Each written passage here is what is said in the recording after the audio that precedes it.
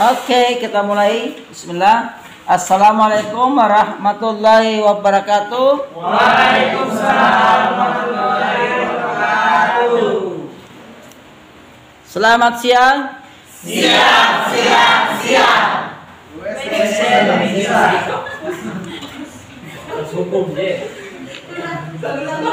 Diulang ya. Semangat dong.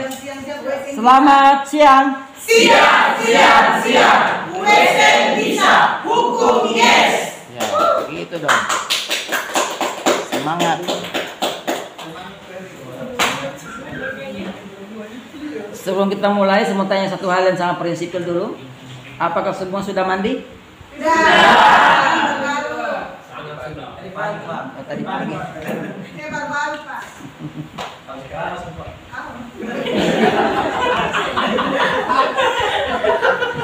Oke, kita mulai ya. Alhamdulillahirabbil alamin wassalatu wassalamu ala asrofil anbiya'i wal mursalin sayyidina Muhammadin wa ala alihi wa sahbihi ajma'in, amma ba'du. Sebelum masuk mata kuliah ini, saya menyampaikan berhubung ini bagi yang muslim sudah hampir bulan Ramadan. Ya nanti kalau nggak salah minggu depannya sudah Ramadan ya. Iya, Pak. Saya mengucapkan selamat menantikan bulan suci Ramadan. Semoga nanti di bulan Ramadan itu kita masih tetap utuh seperti ini, tidak bermanas-manasan, ya. Walaupun mengantuk tapi tetap datang ya. Iya, semoga. Dan selamat menantikan bulan suci Ramadan. Semoga di bulan suci itu kita semua mendapatkan berkah. Baik, itu penyampaian selamat dari saya bagi berpuasa ya, nanti selamat menantikan. Nanti kalau berpuasa ini yang lagi bawa minuman begini ya. Nah, saya juga berpuasa juga. Es buah tapi buat buka puasa. Nah, minggu lalu kita sudah masuk pada materi sejarah berkembangnya atau sejarah lahirnya hukum perdata, baik ya secara dunia maupun di Indonesia. Jadi mulai dari Perancis, Belanda, ya hingga di Indonesia. Nah, tugasnya tadi karena masih ada yang salah menulis, maka nanti diperbaiki dan nanti dikumpulkan persamaan serentak minggu depan ya.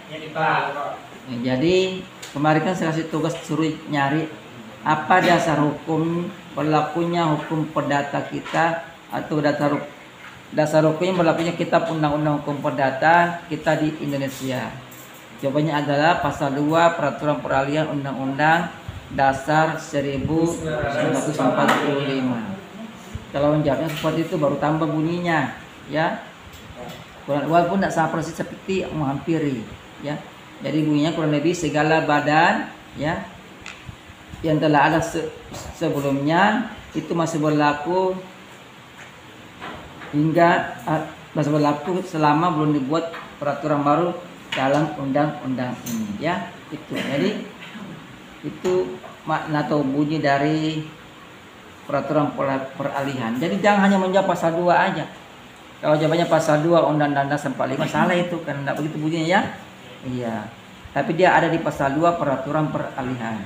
Ingat Undang-Undang Dasar itu memiliki peraturan peralihan. Kalau nyebut pasal 2 salah. Hari ini kita masuk pada pertemuan yang ketiga kalau tidak salah ingat ya. Ketiga. Materinya adalah hukum orang. Hukum orang ya, hukum orang. Iya, jadi hukum orang atau dalam bahasa hukumnya dia disebut dengan personen van recht ya, hukum tentang orang atau ya recht apa dalam ini kita ya itu ya personen recht ya, personen recht hukum orang.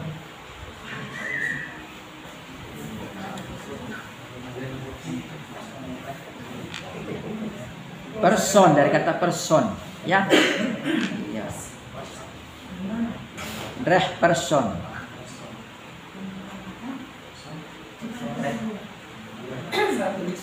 Sumbernya hukum perdata kita itu kan ada pada kitab undang-undang hukum perdata. Sebulan ya ini saya terangkan sekilas aja ya. Saya tahu nggak sampai saya bawakan, jadi saya terangkan sekilas ya. Bahwa materi hukum perdata itu ada materi hukum perdata berdasarkan kitab undang-undang hukum perdata. Ini saya sampaikan terlebih dahulu, saya tahu nanti tidak ada waktu untuk menyampaikannya. Jadi materi hukum perdata menurut kitab undang-undang hukum perdata itu disusun menjadi 4 buku. Ya. Jadi materinya itu ya diatur di dalam 4 buku. Kitab undang-undang hukum perdata itu hanya terdiri dari 4 buku. Buku pertama tentang orang, ya. Ini yang kita akan bahas hari ini. Buku pertama berjudul ya Fun, ya, tentang orang, fun person, ya, ya, fun person tentang orang, ya. Buku kedua itu mengatur tentang benda, ya. Ya.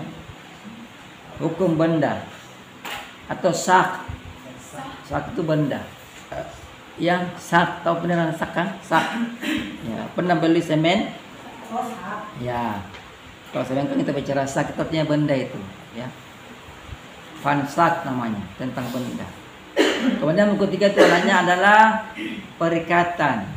Dalam bahasa itunya, hukumnya Van Verbintenissen, ya. Van Verbintenissen. Jadi tentang perikatan-perikatan.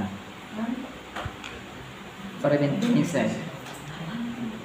Bukan maintenance, Verbintenissen. Ada Sapidol? Ada yang punya Sapidol? Ya,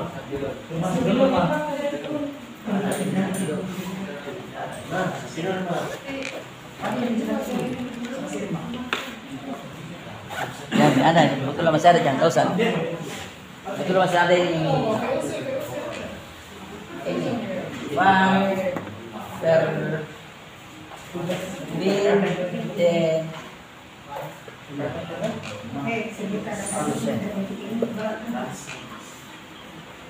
perikatan, tentang perikatan. Nah, yang keempat itu adalah pembuktian dan daluarsa. Saya lupa bahasa aslinya pembuktian. Iya. Pembuktian itu masuk dalam sebutannya pembuktian dan daluarsa itu masuk dalam ranah hukum acara perdata. Tetapi oleh pembentuk undang-undang dia masukkan di dalam hukum perdata.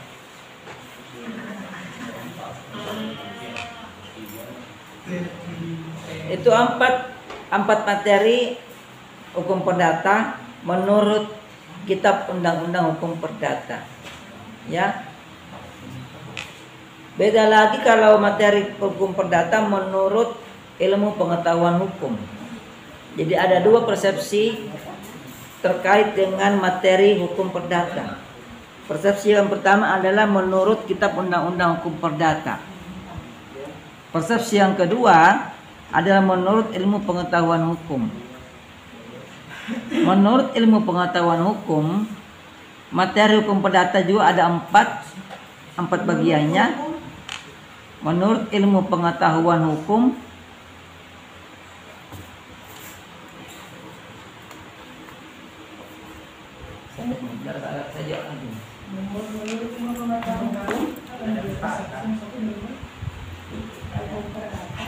jadi menurut ilmu pengetahuan hukum, materi hukum perdata itu dibagi juga menjadi 4 bagian.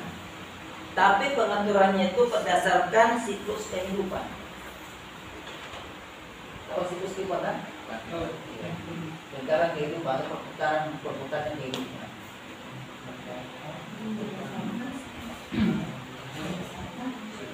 Siklus kehidupan, siklus putaran kehidupan, putaran kehidupan. Atau kehidupan masih bisa berkira yang mana siklus kehidupan. Nanti kita bicara masalah awal dan akhir ya. Manusia itu pertama-tama ada apa dulu? Kalau di dalam siklus kehidupan pada manusia apa dulu kan? Janin.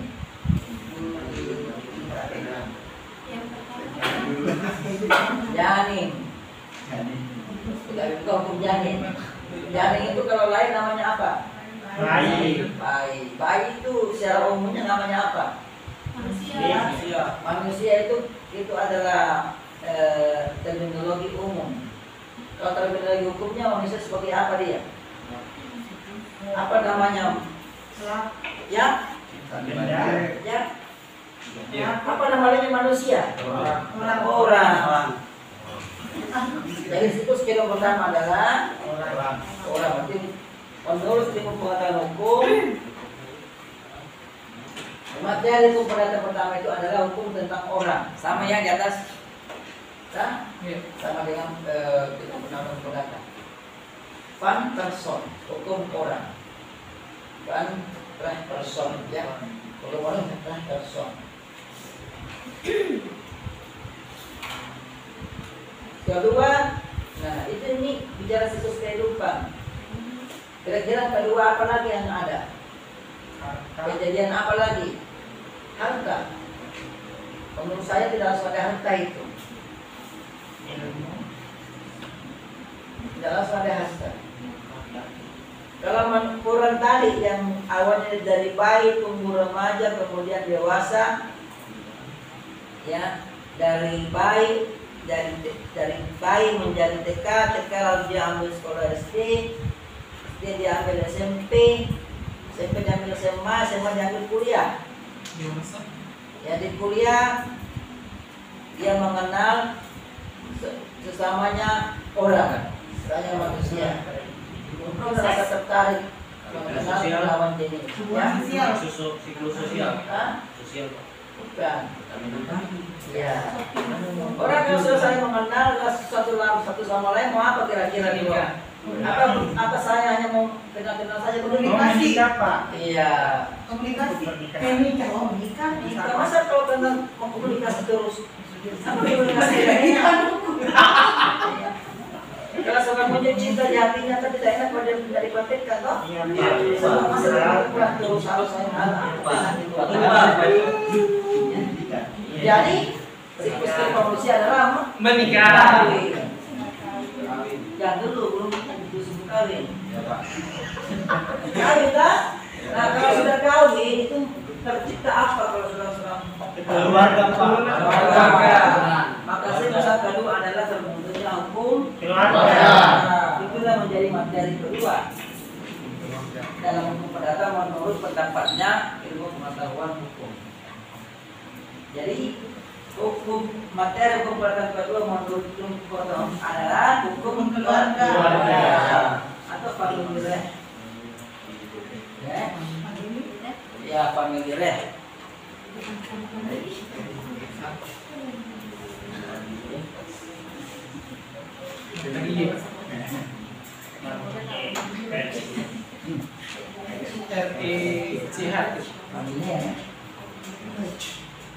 Nah, setelah berkeluarga, orang kalau sudah kawin, ya pengantin baru, malam pertama dilewati sampai malam 100 dilewati. Malam 100 baru menikah. Kira-kira kalau sudah kawin itu apa selamanya itu mau begitu terus? Apa dia yang dipikirnya suaminya? Keturunan. Ya? Keturunan. Keturunan maksudnya keluarga. Harta. Ya. Sekarang masih berpikir. Ini kalau saya sudah kawin ini, ya saya sudah dikaya nanya orang, tidak mungkin nanya dikasih sama mati. Kalau tadi jalan ini bagaimana nih? Mungkin sehari 2 hari sampai sebulan 2 bulan, mungkin sampai setahun, mungkin masih enak-enak dia mertua. Ya. Saya lewat lama-lama bertahun tahun nanti mau tua sudah aku saja ini orang ini ya. Ya, itu saya dikasih anak-anak sejalan terus dan anak tidak ada kerjanya apa saat ini. Menanti apa itu? Makodok. Makan dia gratis saya. Makan yang gratis. Ya. Kayaknya dia begitu dari kerja. Makanya kalau dari kerja itu apa yang lain? Coba kita kerja mulai kenapa harus bekerja? Modal. Kalau kita sudah kerja, terima kasih. Apa yang terkumpul? Oh, itu nama umumnya apa? Maka di dalam iya ilmu pengetahuan hukum, materi hukum pada yang ketiga adalah hukum tentang harta kekayaan. Ya, harta kekayaan. Harta kekayaan apa namanya? Tiba-tiba lupa saya nama istilah lainnya apa lagi?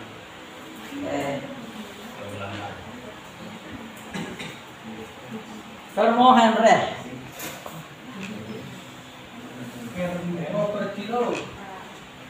Permohonan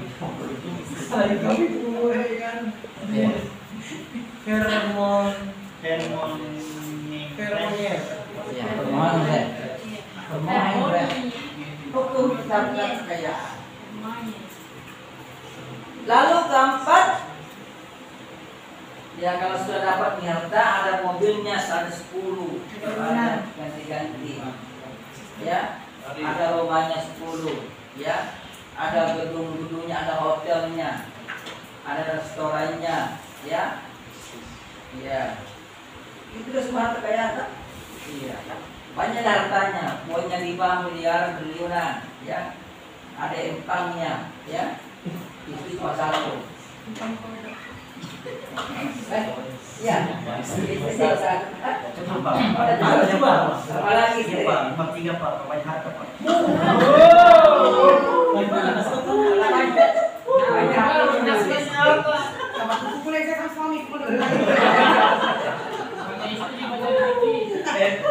Banyak ada.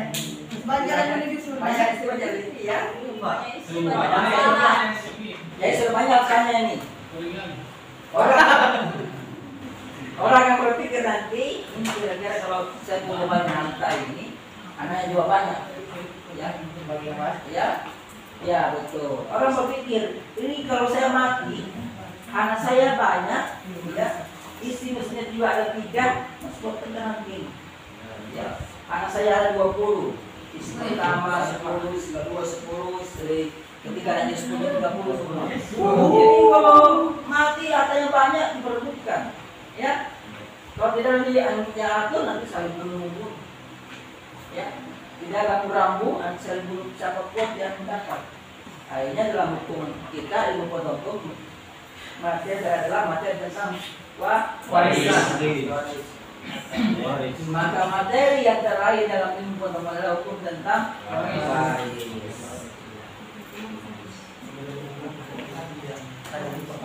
Al-Frak Reh, ya, kalau nggak salah begini tulisannya nih, nanti dicek ya. Al-Frak Reh,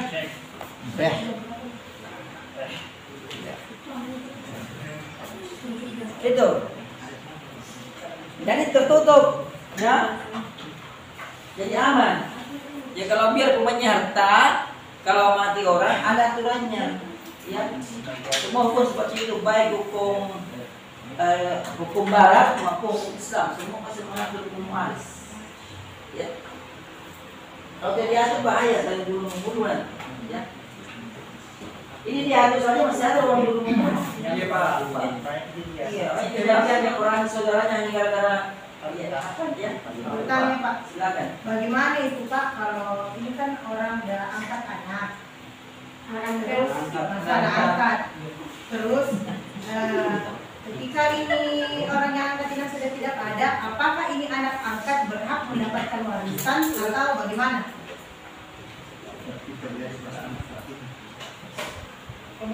Itu nanti saya mau pertanyaan itu kembali ya. Ada masalah? Ada Pak. Ada masalah. Masalah pribadi, Pak. Ada pengacara di sini. Itu saya pengacara. Masalah pribadi kayaknya. Itu materi hukum waris ya. Saya tidak mau jawab. Nanti tersinggung dosen hukum warisnya. Ya. Kasihan. Tapi kalau saya jawab habis kita nanti nanti ke sana. Nah, buka materi itu. Ya. Dan kalau ada nanti mau sekolah itu saya nanti kita bikin kontrak tertulis. Ya. Nah, kita kembali ke sini. Ya, promosi dibuat.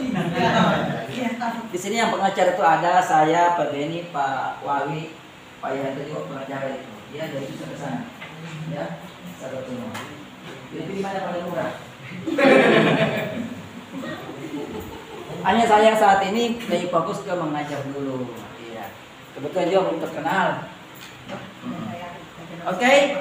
Nah, kita masuk kembali ke sini. Jadi inilah 4 pokok materi hukum yang terbesar. Inilah dibagi-bagi. Ya, jadi kalau kalian sering mendengar istilah pengangkatan anak, perceraian, itu pada mana? Itu masuk dari bagian hukum keluarga. Iya. Ya, family law. Ya. Bicara masalah poligami, ya, perceraian, pengangkatan anak, ya, pengakuan. Ini ada sini.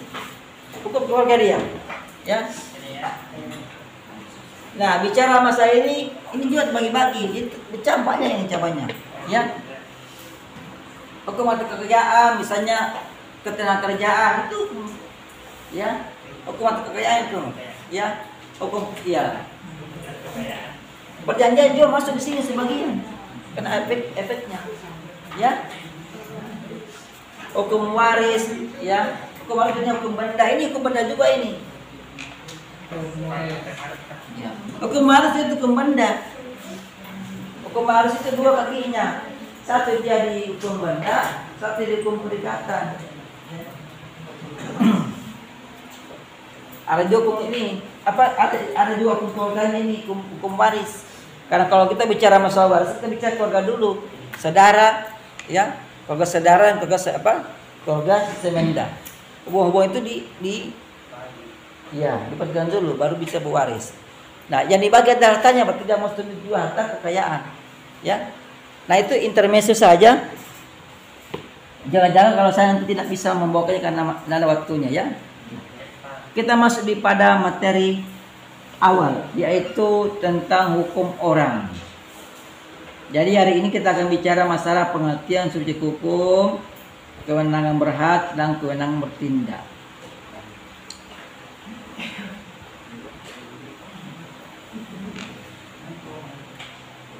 Jadi kalau bicara masalah hukum orang, ya kita akan bahas dulu hukum pengertian subjek hukum, ya. Ini sudah banyak materi-materi saya di YouTube tentang apa itu subjek hukum. Ya, bisa dilihat-lihat. Subjek. Tahu kan subjek? Orang Pak. Ya. Enggak, apa itu pengertian subjek? Apakahnya orang itu subjek? Jadi benda Pak. Ya? Masa jangan jadikan benda subjek, bahaya itu. Benda itu bukan subjek, ya. Objek. Kalau benda menjadi subjek, bahaya nanti kita diperbudak sama benda lagi. Oke. Nah, kita masuk pengertian subjek hukum dulu. Jadi subjek hukum ini istilah aslinya dalam bahasa Belanda dikenal dengan res subject atau res subject. Itu bahasa Belandanya. Res subject. Iya, res subject. Hukum atau hukum, ya.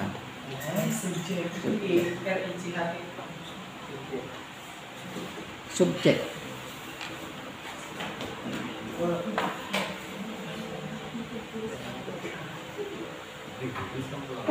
Karena ini bahasa Belanda, ya. Coba bukan bahasa Inggris, ya. Iya, subjek. Bukan bahasa Inggris ini, ya, subjek dalam bahasa Belanda. Kemudian dalam istilah Inggris, istilah bahasa Inggrisnya dikenal istilah law of subject. Law of subject. Ditahu ya tulisannya, ya. Udah biasa tulis, dapat dibaca tak? Law of subject.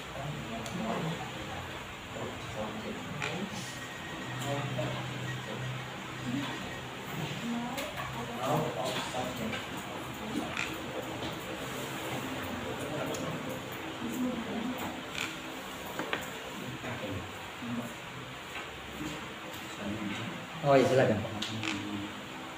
Kemana? Oh ya silakan. Ya silakan.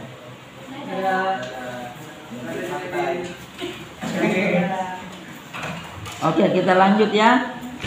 Itu istilah-istilah aslinya. Jadi res subject atau law of subject. Nah, secara umum subjek hukum itu diartikan sebagai penyandang hak dan kewajiban. Ini pengertian umumnya. Jadi kalau pertanyaan apa itu subjek hukum, ya jawab aja. Tiap-tiap penyandang hak dan kewajiban. Penyandang hak dan kewajiban. Penyandang. Kau penyandang apa? Yang memikul, ya. Penyandang hak dan kewajiban.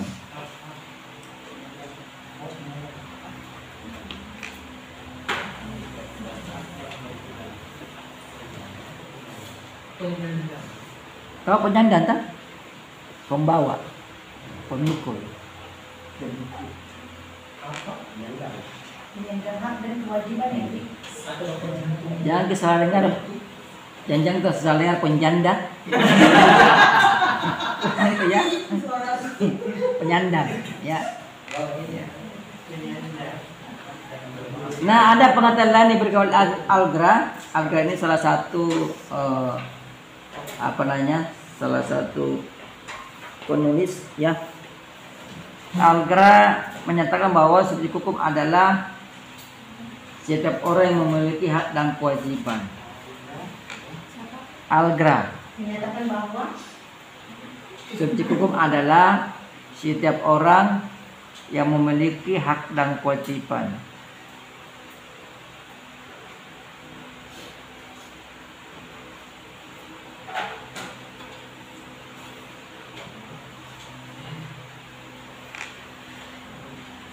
Jadi mempunyai wewenang hukum.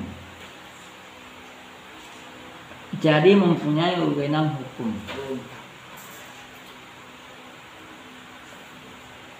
Nah ini dari pengertian subjek hukum dari Algra ini. Kalau ada pertanyaan begini, kira apa jawaban kalian? Saya mau tanya ini. Mengapa subjek hukum dinyatakan sebagai orang yang mempunyai hak dan kewajiban?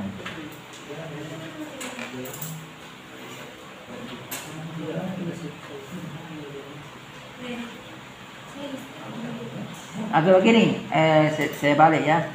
Mengapa orang memiliki wewenang hukum? Mengapa orang dikatakan dia memiliki wewenang hukum? Iya, karena memiliki hak dan kewajiban. Gitu ya. Di pertanyaan kata tanya ya. Menurut Algra, subjek hukum adalah setiap orang yang mempunyai hak dan kewajiban. Jadi mempunyai wewenang hukum. Jadi kalau ada pertanyaannya, mengapa orang itu punya wewenang hukum?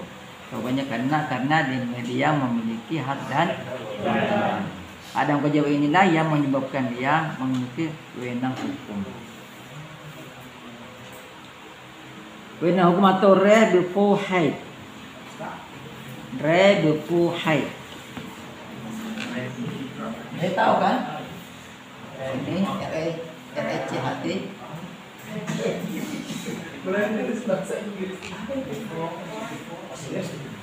Bukan, ini bahasa Belanda. Brah itu bahasa Belanda. Brah. Kalau Inggris law.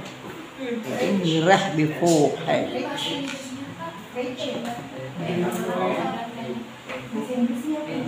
bahasa Belanda. Bahasa Belandanya apa? Tidak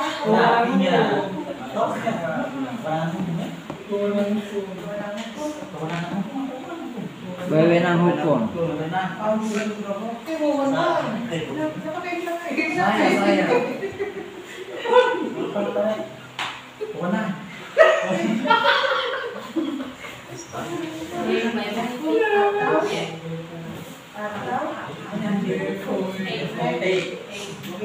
Rah before height.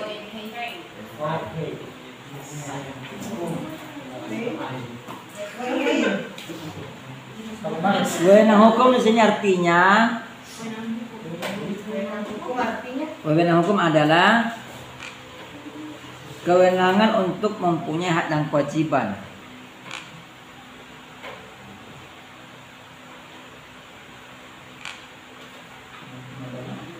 Kewenangan untuk mempunyai hak dan kewajiban untuk menjadi subjek dari hak-hak.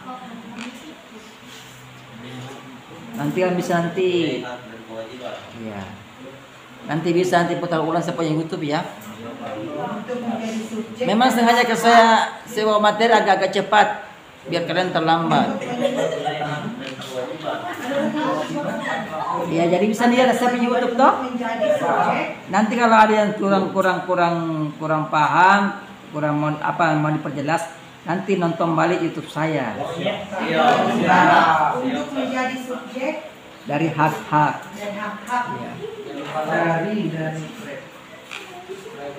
Dari hak-hak. Ya sudah, itu saja. YouTube Wewenang itu ada dua. Ya. Terbagi dua. Ya. Jadi wewenang hukum itu ada dua. Jadi wewenang hukum yang dimiliki oleh orang itu ada dua. Ini dalam konteks perdata ya. Jangan dibawa ke HTN lain lagi. Perdata ini. Ada dua, yang pertama Wewenang untuk memiliki hak.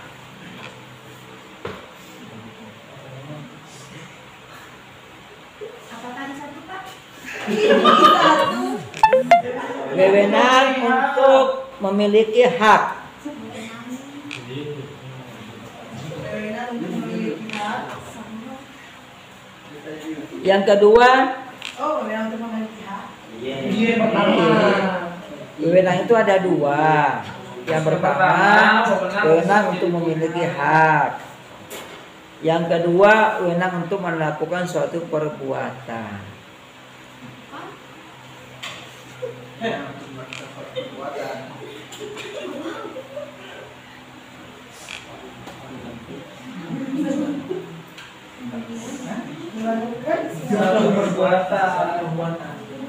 Wewenang untuk melakukan suatu perbuatan.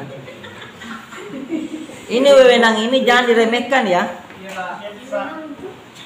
Kalau seseorang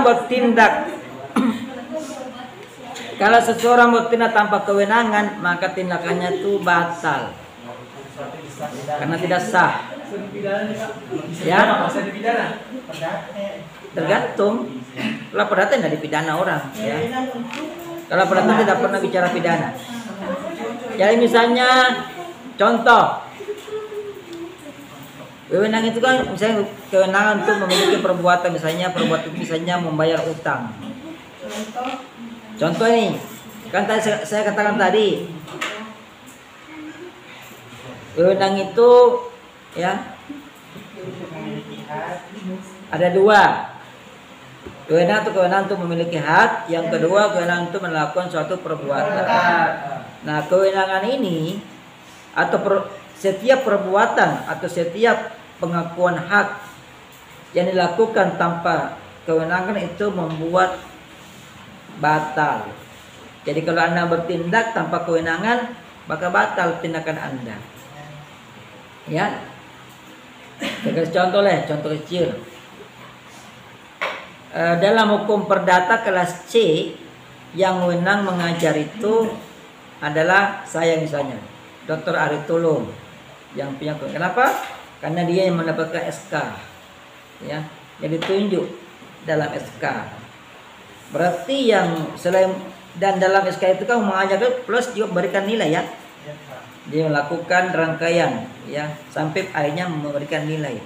Kalau nanti Bapak Ibu nanti minta nilai sama dosen lain, dosen itu memberikannya mungkin Anda lupa, ya, dia memberikan nilai kepada Anda, maka nilai yang dia berikan itu batal. Karena yang berwenang adalah saya. Sama kalau ada orang berutang, ya, membayar utang itu kan suatu tindakan ya, suatu perbuatan. Tapi kalau yang membayar utang itu bukan orang yang berutang, ya, maka itu batal, dianggap tidak bayar utang. Ya. Kalau lawannya bilang, oh ini bukan dia yang bayar, ya, kenapa? Ya, ya kalau itu kalau Anda membuat misalnya perjanjian, dalam perjanjian ditentukan memang ada siapa-siapa yang berwenang untuk melakukan pembayaran. Kan dalam perjanjian itu bisa dibuat klausulanya, perjanjiannya, ya, siapa yang berwenang melakukan pembayaran. Misalnya dalam perjanjian disebutkan yang boleh melakukan pembayaran kepada pihak pihak developer. Ini kalau ya, ini kalau misalnya pinjam apa namanya, anggaplah kalau rumah ya. Dalam perjanjian disebutkan yang bertindak sebagai pihak yang membayar cicilan, ya, disebutkan namanya, disebutkan pihaknya adalah pihak A misalnya, tapi kemudian datang B, maka itu batal, ya, karena ada perjanjian secara tertulis, sehingga jangan diremehkan. Berarti Pak kalau itu motor kredit Pak, apa melanggar ini bisa. Tergantung isi perjanjiannya. Kalau dalam perjanjiannya dinyatakan ada siapa yang harus membayar, kemudian dibayar oleh orang lain, maka batal. Gitu. Ya, ya. Kenapa? Kalau lewat tanggal perjanjiannya Pak, Tarik itu. bisa ditarik tidak? Bisa. Ya jangan terlalu merembes ke sana dulu nanti. Jangan terlalu merembes ke sana. Ya. Itu di luar materi ya. Kalau saya terangkan lagi nanti kita tidak selesai di sini. Ya, betul. Intinya kalau ada hal seperti itu hubungi pengacara saja. Ada masalah kah begitu? Jadi itu Pak Heri. Berarti kamu menentukan sekali. Oke, kita lanjut ya. Kita lanjut nih, saya percepat ini karena ini materinya panjang, baru waktu kita sedikit ini. Subjek hukum itu ada dua. Ya. Ada subjek hukum yang kita kenal nama orang, jadi orang itu adalah subjek hukum, ya. Kemudian yang kedua adalah badan hukum. Badan hukum. Badan hukum ya, bukan badan orang ya. Badan hukum.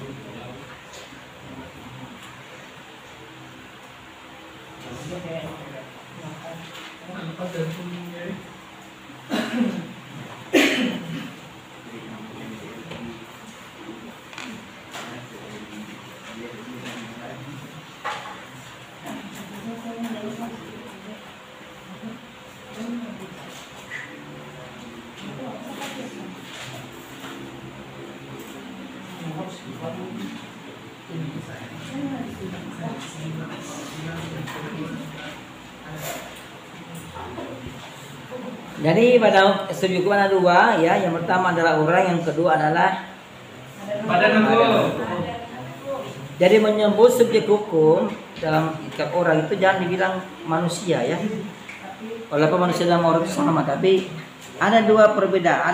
Ada perbedaan persepsi. Kalau manusia itu berarti dia adalah makhluk, ya orangnya makhluk hidup.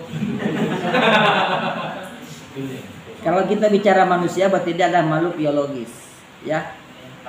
Kalau kita bicara person berarti dia adalah itu pengertian yuridis. Kalau manusia berarti dia pengertian biologisnya, ya. Jadi secara yuridis kita panggil dengan orang. Jadi manusia disebut orang dalam arti hukum ya, ya atau person. Ya, person. Di dalam KUH Perdata kita, di dalam KUH Perdata kita atau Kitab Undang-Undang Hukum Perdata,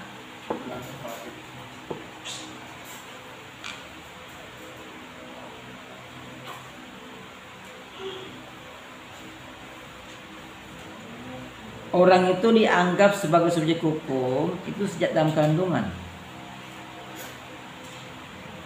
Jadi kalau ada pertanyaan,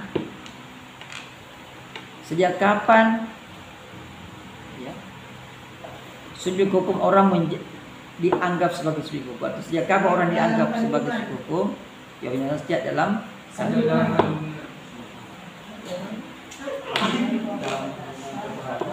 Sejak kapan orang dianggap sebagai subjek hukum? Maka jawabannya adalah sejak dalam kandungan. Ketentuan ini diatur dalam pasal 2 ayat 1 Kitab Undang-Undang Hukum Perdata. Ketentuan ini, Jadi ini ketentuannya diatur dalam pasal 2 ayat 1. Pasal 2 ayat 1 Kitab Undang-Undang Hukum Perdata. Disingkat saja KUH Perdata. Ya. Yang KUHP ya? Ya, tapi KUH Perdata. Kalau KUHP itu pidana itu? Ini kebiasaannya. Iya, KUH. KUH Perdata. sudah berlangsung. Bukan KUA. Kalau KUA itu orang mau kawin. KUH Perdata. Nah, dalam pasal 2 ayat 1 Kitab Undang-Undang Hukum Perdata dijelaskan bahwa anak yang ada dalam kandungan seorang perempuan dianggap telah lahir. Anak yang ada Dalam kandungan seorang perempuan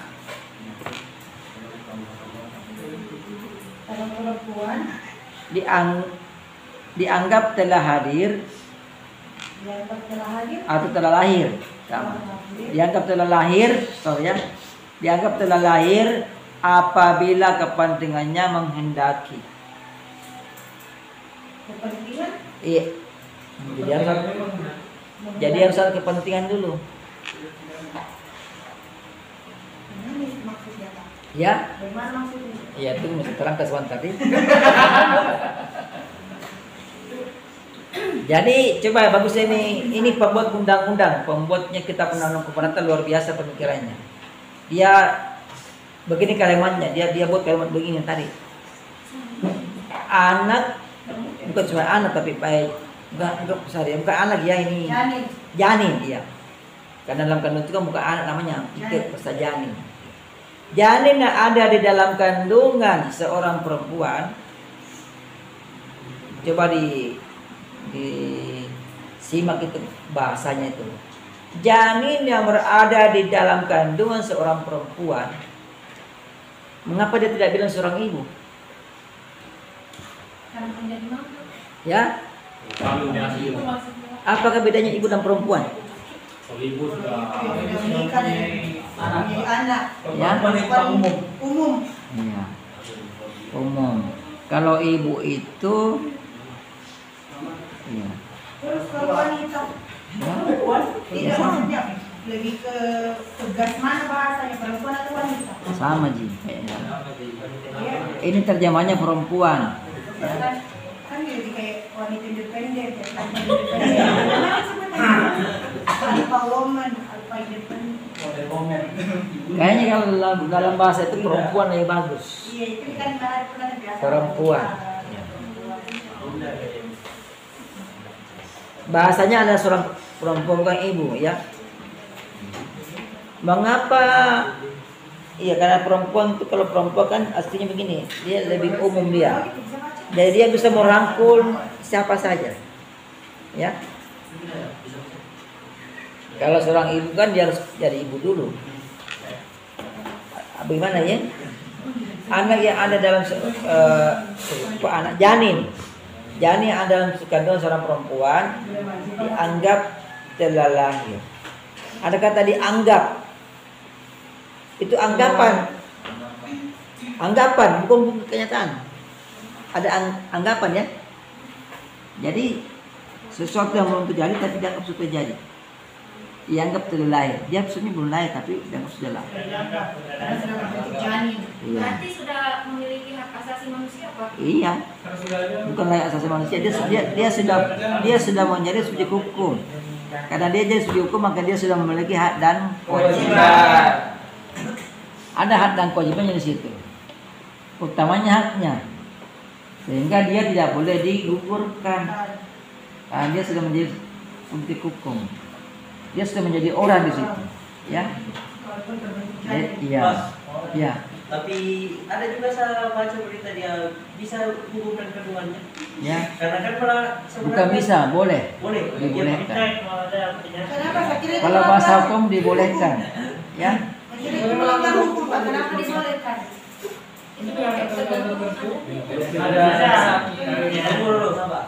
Mengapa dibolehkan? Iya.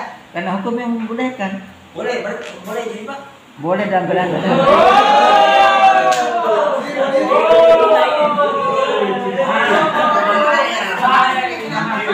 Boleh dalam keadaan tertentu. Kadang tertentu contohnya. Itu dan anaknya. Tidak, tapi ada yang bisa digugurkan. Bisa, boleh. Bisa tanpa sepengetahuan orang tuanya. Tapi kalau langsung saja Pak digugurkan langsung berarti melanggar itu hak asasi. Boleh digugurkan, bukan bisa, boleh digugurkan. Tapi dalam keadaan terpaksa. Sama ibunya Ya. atau anaknya. Ya, Bukan dari orang tua. Ya, Itu untuk menyelamatkan diri. boleh, itu dibolehkan.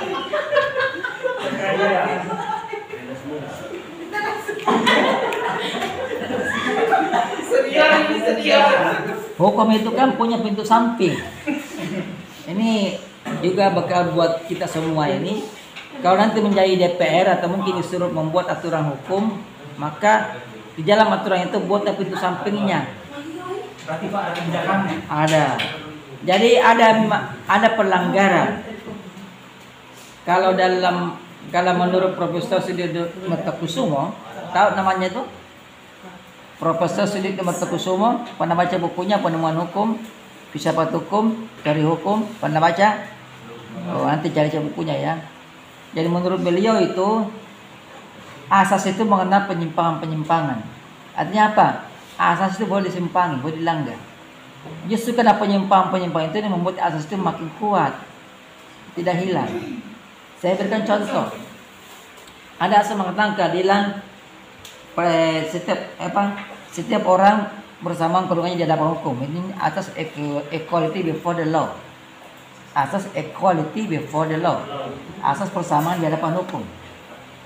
Kalau bicara masalah asas persamaan di hadapan hukum, berarti setiap orang boleh jadi presiden toh? Sama kedudukannya. Iya. Tetapi kalau ini kita tidak filter, kita pakai begitu saja, kita gunakan begitu saja tanpa difilter, maka semua akan jadi presiden orang. Kira-kira kalau bisa menjadi presiden, siapa menjadi bawahan? Jadi jalankan negara? Kan tidak. Sehingga asas ini disimpangi. Bagaimana cara menyimpanginya? Dengan membuat filter. Boleh, semua orang boleh jadi presiden, tapi ada syaratnya. Ini atau salah-salah di filter. Begitu. Itu yang namanya pintu samping. Jadi asas itu disimpangi dalam rangka untuk memperkuat asas itu. Sama tadi masuk di KO Perdata ini. Ketika janin dalam kandungan seorang perempuan diakui sebagai subjek hukum, berarti dia adalah orang. Kalau dia adalah orang maka tidak boleh dibunuh. Itu asasnya. Iya. Subjek hukum tidak boleh dibunuh. Tidak boleh dihilangkan karena itu melanggar hak asasi manusia. Ya, itu asas umumnya. Tapi ingat asas mengenal penyimpangan-penyimpangan, sehingga dalam keadaan tertentu bahwa janin boleh digugurkan. Kalau keadaan terpaksa, iya. Kalau bukan dalam keadaan terpaksa Pak. Tidak boleh. Iya, pelanggaran. Itu pembunuhan namanya. Ya. Pembunuhan. Apalagi hanya karena ingin menyelamatkan kehormatan orang tuanya, kehormatan keluarganya, tidak boleh. Makanya saran saya, jangan dulu bikin kalau belum ada ijab kabul. Jadi Pak, bagaimana jalan keluarnya? Ya.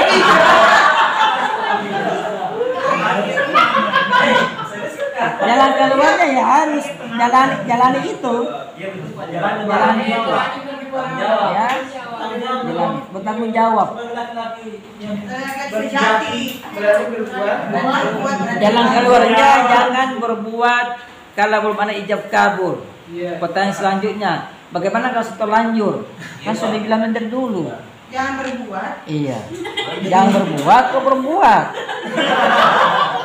Ya. Nanti mati baru tanya bagaimana kasih hidup. Kan sudah mati tidak bisa lagi hidup. Ya, seperti itu. Jadi sebelum tambah jauh, ya. Nah, bagaimana? Gak setelah terjadi, tetap tidak boleh dibunuh. Apapun alasannya. Ya. Sekalipun masih baru Pak. Ya, walaupun masih baru. Selama dia sudah menjadi janin. Itu janin dari umur berapa? Ya. Oh, itu ilmu kedokteran. Kesehatan. Ilmu kesehatan ya. Janin tidak tahu umur berapa sih. Kalau janin kan sudah punya nyawa itu. Kalau masih segumpal darah ya itu belum menjadi janin kalau masih darah. Berarti Pak kalau masih baru itu apa Ji? Ya. Kalau masih belum berbentuk janin. Iya, kalau dia janin tidak boleh walaupun baru-baru jadi janin, tidak boleh kan sudah janin. Ya. Yang dilarang itu adalah janin karena janin adalah orang sudah dihukum. Kecuali masih segumpal darah ya itu bukan janin, tidak apa-apa, itu kan darah menstruasi nanti kalau keluar. Astagfirullah. Minggu ke-9 kehamilan. Bisa. Sudah jadi janin. Oh, berarti di bawahnya masih bisa Pak. Saya tidak tahu pokoknya bagaimana ya. Saya tidak dokternya ya. Berapa? 9. Kan baru jalan Desember tuh Januari 4 Februari. Pas 9. Kalau minggu 9 itu berarti sudah 1 bulan lebih, sudah janin itu. Oh, udah bisa.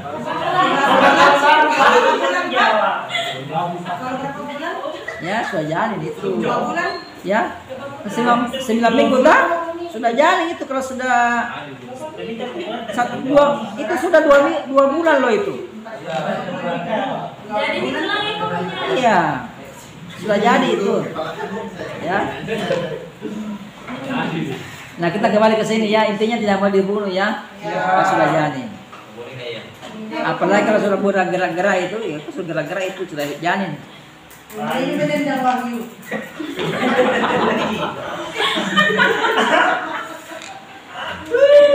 Nah, kita kembali ke situ ya.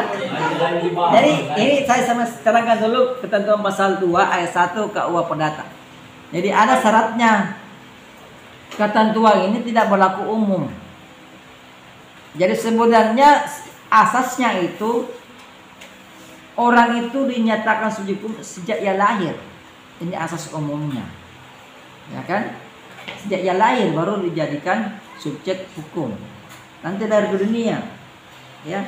Tapi oleh ketentuan pasal 2 ayat 1 KUH Perdata itu menyimpangi asas tadi. Maka tadi saya sampaikan dulu. Asas itu mengenai penyimpangan-penyimpangan. Ya. Karena ini ada penyimpangan sehingga ada syaratnya. Tidak berlaku umum itu.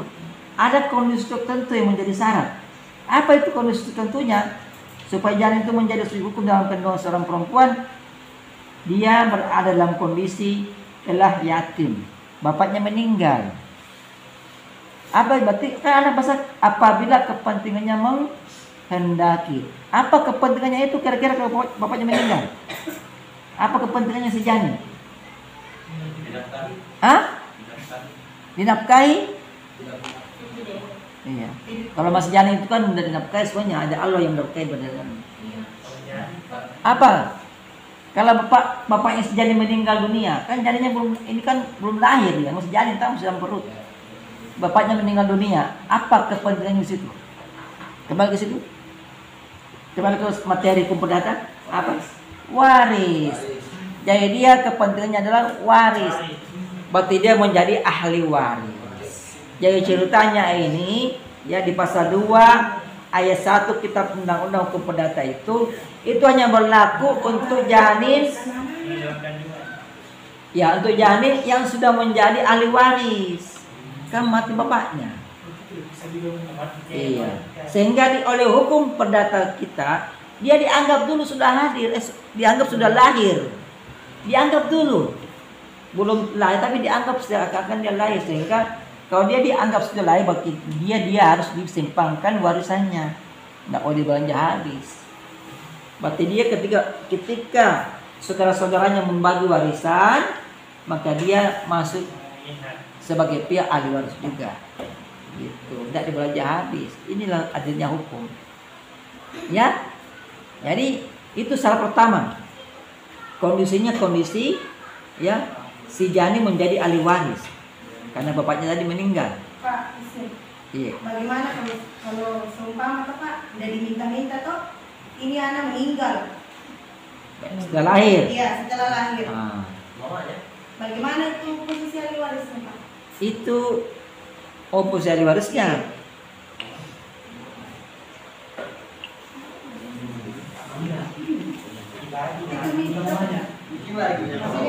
Kan dia ini kan tadinya dia ini sudah dinyatakan Ahli waris.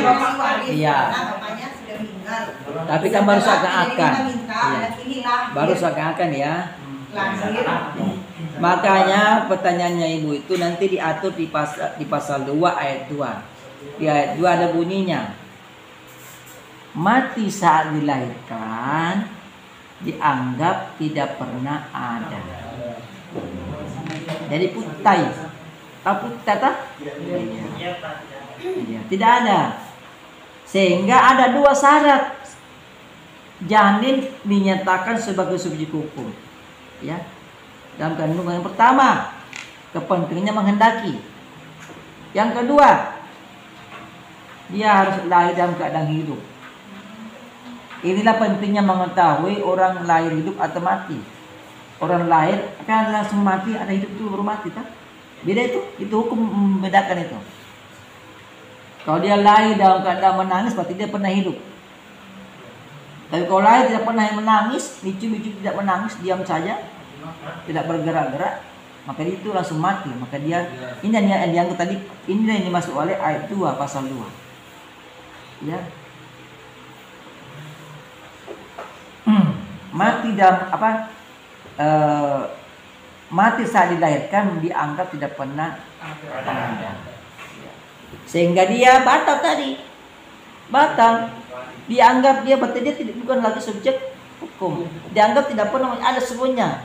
Ya, sehingga tidak menjadi ahli waris. Pertanyaannya dibalik, bagaimana kalau dia lahir Pak, dia hidup sebentar. Hidup semenit. Langsung putus, mati dalam. Ya kan? Ya, bisa. Hanya tahu sebentar. Iya suaranya. Ya? Ya? Berarti kan hidup kan? Hidup. Dia hidup di luar, tapi langsung mati. Berarti dia maka berlaku ketentuan pasal 2 tadi ayat 1 dan 2. Berarti dia dianggap sebagai subjek hukum. Nah pertanyaannya kan sudah mati Pak, memang sempat hidup tapi mati. Maka harta warisannya itu dia langsung menjadi pewaris. Jadi bagiannya dia yang dari bapaknya itu dikasihkan ke dia dulu, kemudian setelah itu dia warisnya lagi kepada ibunya dan saudara-saudaranya. Itu maksudku saya Pak, maksudku saya tadi ketika ada lahir ini anak. Ya. Meninggal. Iya, itu berarti dia menjadi pewaris. Tetap menjadi pewaris, tapi dialihkan lagi ke ibunya. Iya. Ibu dan saudara-saudaranya menjadi ahli waris dari dia. Ya? Pas umpama Pak, ini udah pacaran, ini dua. Umpama. Ya. Terus belum ada ikatan pernikahan. Yang laki-laki meninggal, tapi kita simpan jadi di perutnya si perempuan. Apakah itu dia tetap bisa mendapatkan hak waris atau bagaimana? Iya. Anda maksudkan ini dari laki-laki ada juga harta dari bapaknya? Tapi kan dia tahu belum menikah. Di dalam pasal 2, ketentuan pasal 2 ayat 1 itu khusus untuk orang yang sudah resmi menjadi suami istri. Berarti kalau belum Pak, belum PJ. Iya, belum. Harta dari nikahnya. Iya, begitu. Nah, si Janing itu hanya dapat harta dari dirinya saja. Yang sudah Menikah. Ya. Jadi ini hanya untuk suami istri Saya menikah dulu. yang suaminya meninggal. Berarti kalau masih pacaran belum Pak. Iya, makanya lu bikin kalau masih pacaran. Aman ya Pak.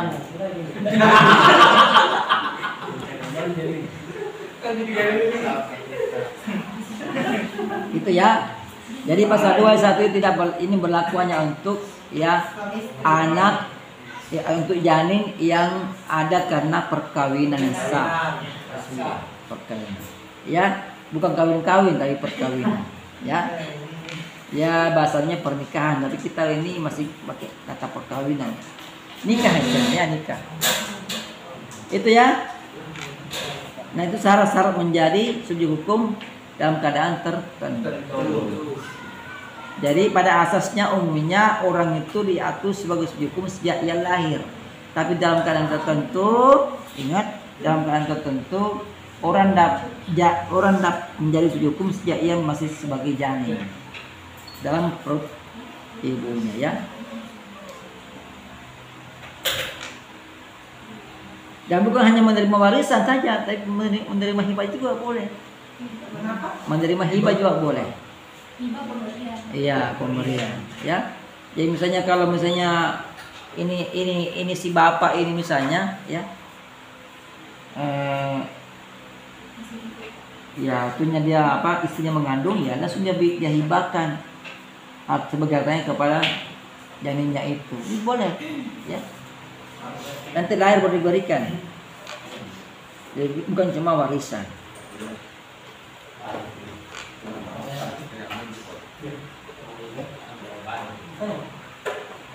Nah, karena begitu pentingnya subjek hukum itu, kembali tadi, walaupun janin, ya harus dilindungi, baik dari kepentingan perdatanya, apalagi nyawanya, termasuk tidak boleh dibunuh, ya, tidak boleh dibunuh janin. Entah dia ada kena perkawinan yang resmi maupun kena gombal-gombalan. Ya kan? Karena dia waktu perempuan mengandungkan digombal sama pacarnya, dijanji sama pacarnya, ya mudah-mudahan sih tidak ada yang begitu. Pak, Iya. berarti itu Pak, anak angkat bisa didapat harta warisan kalau ada wasiat Ya, atau hibah. Iya bisa. Anak angkat itu punya hak menerima sepertiga. Ya. Namanya kalau jadi ada dua, kalau dia tidak terima bagian ketika hidup orang tuanya, nanti mati, maka dia namanya wasiat wajibah. Jadi wasiat wajibah itu adalah wasiat yang otomatis ada diberikan kepada si anak angkat ketika yang kasih adalah hukum negara yang memberikannya. Itu dalam kompilasi hukum Islam diatur. Dalam kompilasi hukum Islam diatur, ya. Tapi sepertiga saja dari harta warisan, tidak boleh banyak.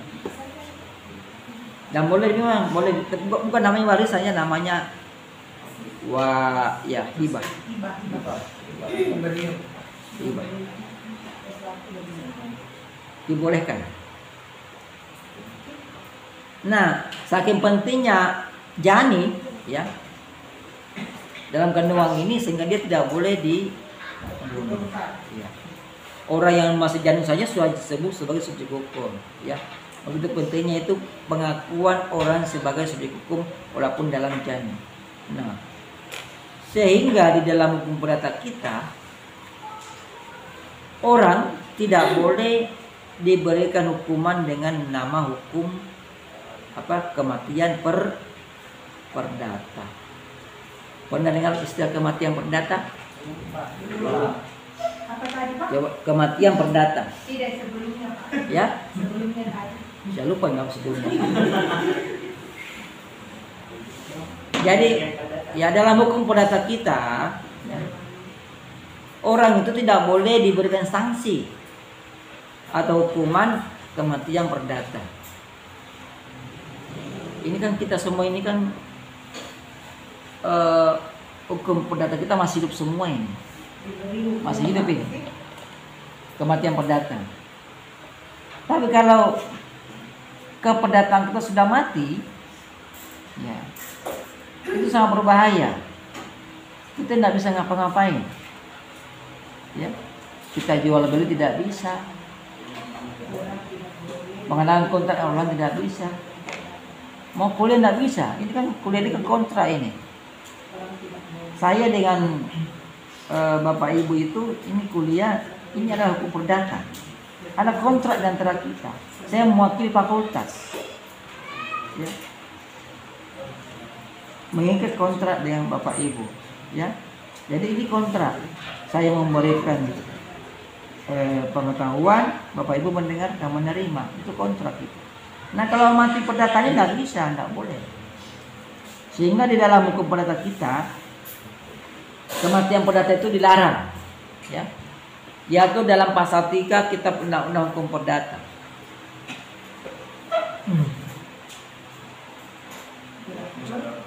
Dalam pasal 3 Kitab Undang-Undang Hukum Perdata. Yang kalau lebih bunyinya ya, bisa kurang bisa lebih, nanti dicari sendiri, nanti di download kitabnya. Jadi kurang lebih bunyinya. Bunyinya kurang lebih seperti ini. Tiada suatu hukuman pun yang boleh dijatuhkan kepada tiada suatu hukuman pun yang boleh dijatuhkan kepada orang yang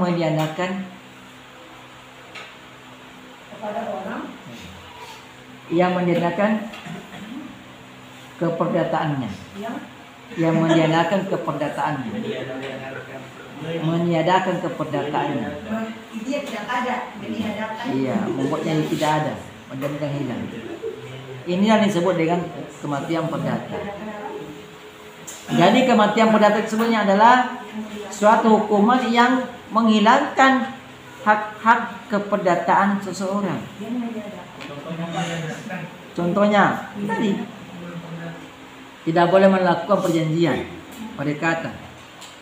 Jadi dia ibaratnya dia mayat hidup, mayat berjalan. Sama dengan yang terjadi di apalagi nih yang tahun berapa tahun lalu itu sempat banyak pengungsi ke sini. Siapa lagi yang ke sini? Pengungsi yang ke Indonesia ini awalnya jatuh apa? Rohingya. Dari mana itu Rohingya? Myanmar. Myanmar. Di sana orang-orang Rohingya di Myanmar itu dibunuh pun tidak ada apa-apa, tidak ada hukumnya. Tidak ada hukumannya membunuh mereka. Kenapa? Karena mereka sudah hilang keluarga negaraan. Warga negara itu bagian dari keperdataan. Tidak ada. Betul.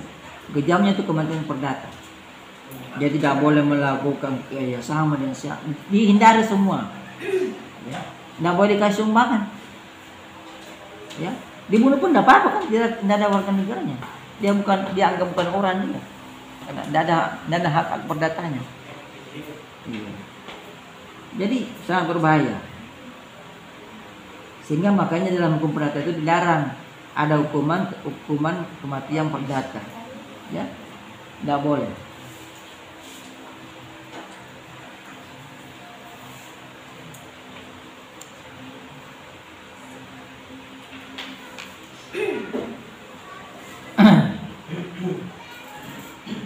Ada pertanyaan? Jam berapa sekarang? Makanya jam 3. Sampai kayaknya cukup ini ya. Nah kita masuk pada badan hukum. Tadi kan saya terangkan itu subjek hukum ada 2 ya. Ada orang, ada badan hukum. Sekarang apa badan hukum? Iya.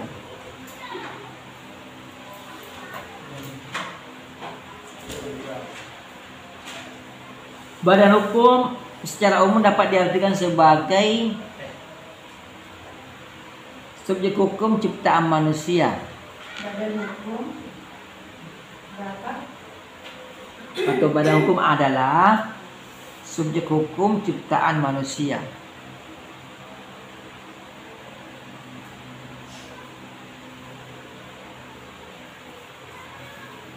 Berdasarkan hukum.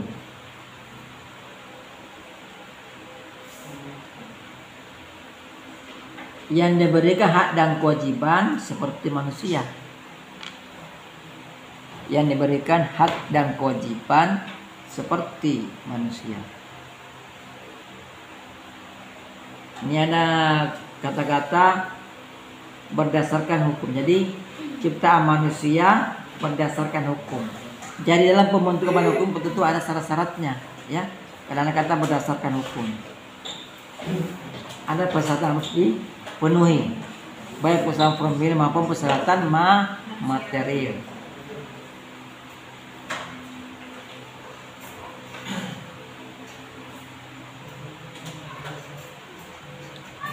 Badan hukum itu kan awalnya kan benda, dia benda ya. Tapi oleh manusia dijadikan subjek hukum. Ya. Apanya? Apanya? Traktat. Mungkin traktat. Iya, traktat itu perjanjian. Ya. Traktat. Ya, traktat. Jadi badan hukum ini sebenarnya dia adalah benda ya, tapi karena manusia dia menjadikannya subjek hukum. Ya, tentu ada berdasarkan juga hukumnya, syarat-syaratnya. Kemudian karena dia menjadi subjek hukum maka dia punya hak dan kewajiban seperti manusia, seperti orang. Kira-kira apa yang melatar belakangi mengapa sih manusia membuat badan hukum? Mengapa manusia menjadikan badan hukum sebagai subjek hukum? Kira-kira apa yang melatar belakangi? Apa latar belakang pikirannya kira-kira itu? Apa tujuannya? Apa tujuannya? Mengapa manusia itu menjadikan badan hukum sebagai subjek hukum? Dia kan benda itu. Badan hukum itu kan perusahaan, ya kan? Perusahaan yang terdaftar, punya BH. Yang di mana-mana BH itu bagus. Ya, Pak ya? BH bagus ya? Ini punya BH dia, badan hukum. Ya? Kira-kira apa tujuannya? Kok manusia membuat itu badan hukum menjadi subjek hukum? Memberikan manfaat ke manusia tersebut. Iya, memberikan manfaat. Iya. Untuk memberikan manfaat. Dalam bentuk apa kira manfaatnya itu? Pendidikan. Perlindungan. Apa yang melindungi? Memintakan tanggung jawab hukum, Pak. Ya? Memintakan tanggung jawab hukum. Tadi sudah betul itu untuk mempermudah, untuk memberikan manfaat. Tapi manfaatnya dalam bentuk apa kira-kira? Saya kasih contoh ini, ya. Jadi ini ada hubungannya semuanya di bidang di hukum atau kekayaan. Kalau kita melakukan perjanjian dengan orang lain, saya ini ya,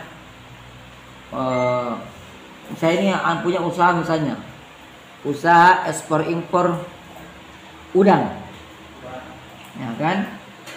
Ekspor impor berarti dalam dan luar negeri, ya. Intinya saya penjual udang lah, ya. Penjual udang tapi yang berkelas, iya. Karena luar dan dalam negeri saya layani. Ketika saya menjual udang, ya, ada pembeli saya dari dalam negeri. Anggaplah saya ini tinggal di Kolaka, ya. Kalau udang paling besar lobster ya, lobster. Kolaka kan terkenalnya lobsternya kan, banyak udangnya si lobster. Saya promosikan di Facebook. Ada yang mau beli, restoran dari Jawa beli satu, restoran beli Jawa.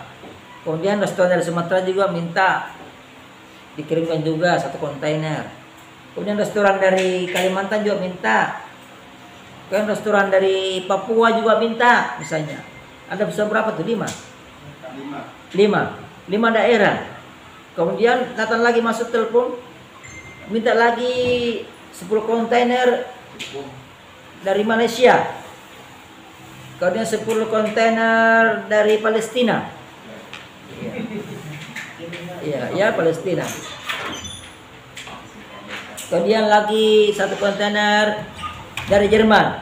Yang 3 negara yang berbeda, semua luar negeri.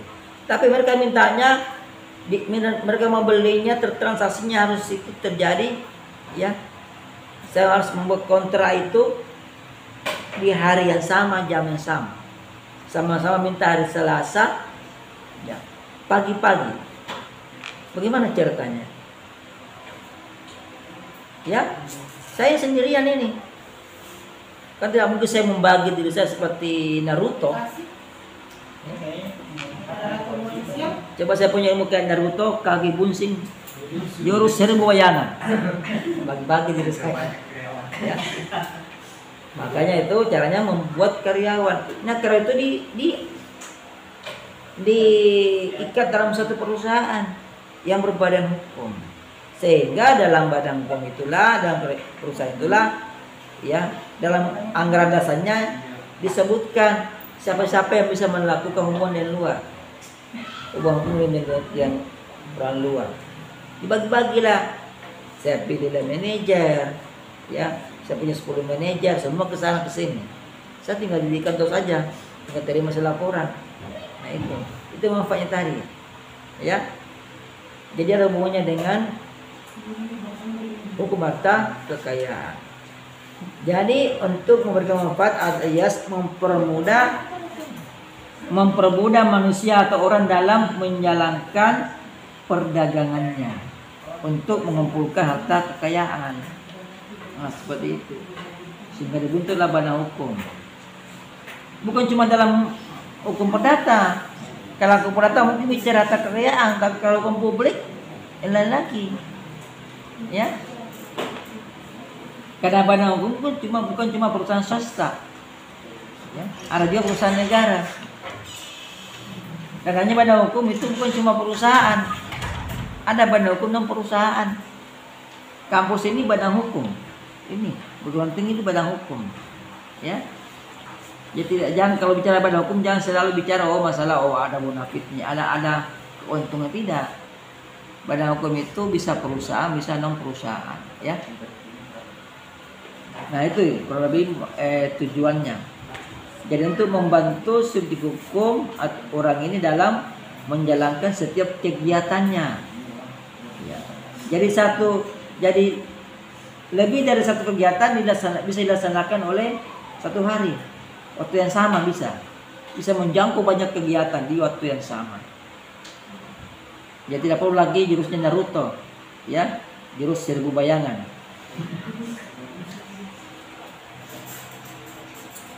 Nah, sekarang sudah hampir azan ya. Saya soalnya masih mau lagi lanjut karena makin lama di YouTube ditonton makin bagus hasilnya. Tapi karena ini waktu dan nanti lama kelamaan, maka materi kita ya tentang lebih lanjut tentang badan hukum kita lanjutkan pada minggu depannya. Ya, ingat tugasnya dikumpul minggu depan yang tadi diperbaiki dan termasuk tugas soal jawabnya ya. Minggu depan kita adakan prates deh yang ringan-ringan. Pak, minggu depan awal puasa libur atau masuk Pak? Di tanggal merah kan? Ya.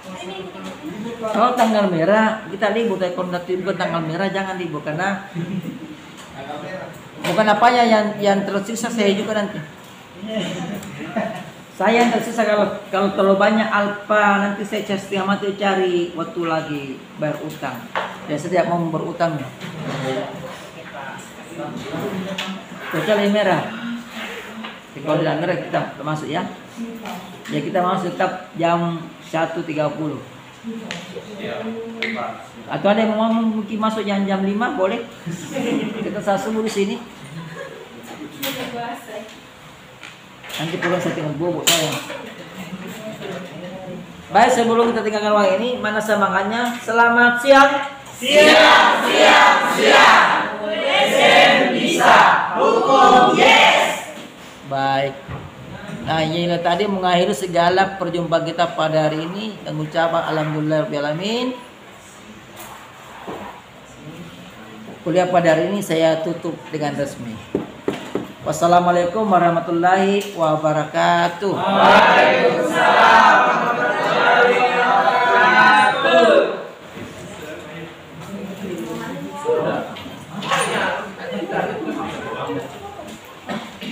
Sabi Pak, absen pasal Pak?